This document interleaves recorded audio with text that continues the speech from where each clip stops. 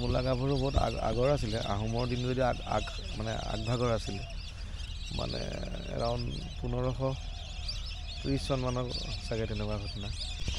ঐতিহাসিক মন্ত্ৰপুখুৰীৰ পাৰত আছোঁ আৰু ইয়াত বিভিন্ন ধৰণৰ চৰাই পৰি আছে, বিশেষকৈ হাঁহ পৰি আছে ইয়াত বিভিন্ন ধৰণৰ। হাঁহবিলাক ধুনীয়াকৈ ইয়াত বহিও আছে, আপোনালোকে কেমেৰাৰ জৰিয়তে অলপ দেখা পাব কাৰণ এই কেমেৰা ইমান শক্তিশালী নহয়। এইবোৰ হাঁহ, খৰালি হাঁহ বিৰাট ধুনীয়াকৈ পৰি আছে, একদম মানে ভাল লাগি গৈছে। আৰু মোৰ লগত আছে বাপধন নিহাৰদা। নিহাৰদা আহকচোন, এই মন্ত্ৰপুখুৰীৰ বিষয়ে অকণমান কৈ দিয়ক।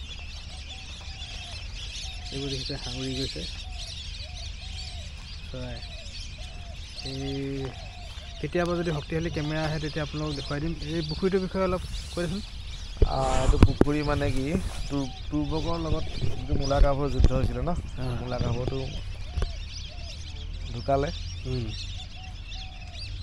আৰু এই উভতিয়াই সৈন্যসকলে ইয়াত মানে জিৰণি লৈছিলে, যিটো মানে এটেক হৈছিলে এইটো। ইয়াত জিৰণি লওঁতে খুব পানী পিয়াহ লাগিছিলে।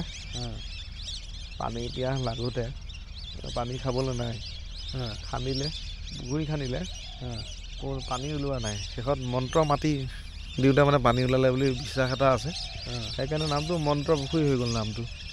আৰু এইটো বহুত পুৰণা, এইটো এৰাউণ্ড 600-700 বছৰ হ'ল আৰু আজিৰ তাৰিখত।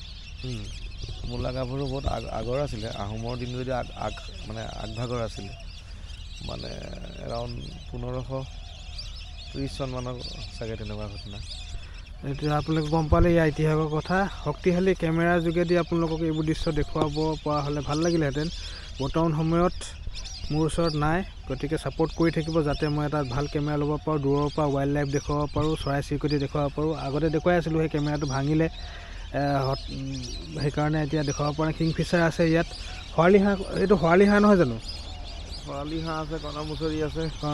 এইটো হাঁহ মানে এই ধৰণৰ হাঁহ মই প্ৰথম দেখিছোঁ। আমাৰ তাত যিটো দেখুৱাইছিলোঁ সেইটো হ'ল চাকৈ চকুৱা ৰুডি চেলডাক। ইয়াত কিন্তু এই শৰালি হাঁহটো আছে। শৰালি হাঁহটো ইংৰাজীত কি কয় পিছত জনাম আপোনালোকক। নেদেখা চৰাইৰ ভিতৰত এইটো হাঁহটো মই প্ৰথমবাৰ ভালদৰে মন কৰিছোঁ। এই হাঁহটো ইয়াতে আগতে মই দেখিছোঁ যদিও মন কৰা নাই। গতিকে ইয়াত বিভিন্ন ধৰণৰ চৰাই পৰি আছে, গোটেই পুখুৰীটোতে চৰাই ভৰ্তি হৈ আছে। আৰু পানী কাউৰীও আছে দুজনী, সেইজনী পানী কাউৰী পৰি আছে এজনী। তো শক্তিশালী কেমেৰাৰ প্ৰয়োজনীয়তা আছে। প্ৰয়োজনটো পূৰণ হ'লে আপোনালোকক, মই যিহেতু হাবিয়ে জংঘলে ভাল পাওঁ, চৰাই চিৰিকটি ভাল পাওঁ, জীৱ জন্তু ভাল পাওঁ, তেওঁলোকৰ যি লাইফ সেই লাইফবোৰ দেখুৱাবলৈ, মুভমেণ্টবোৰ দেখুৱাবলৈ আপোনালোকক চেষ্টা কৰি থাকিম ভৱিষ্যতে। চাই থাকিব। ধন্যবাদ, বাই বাই।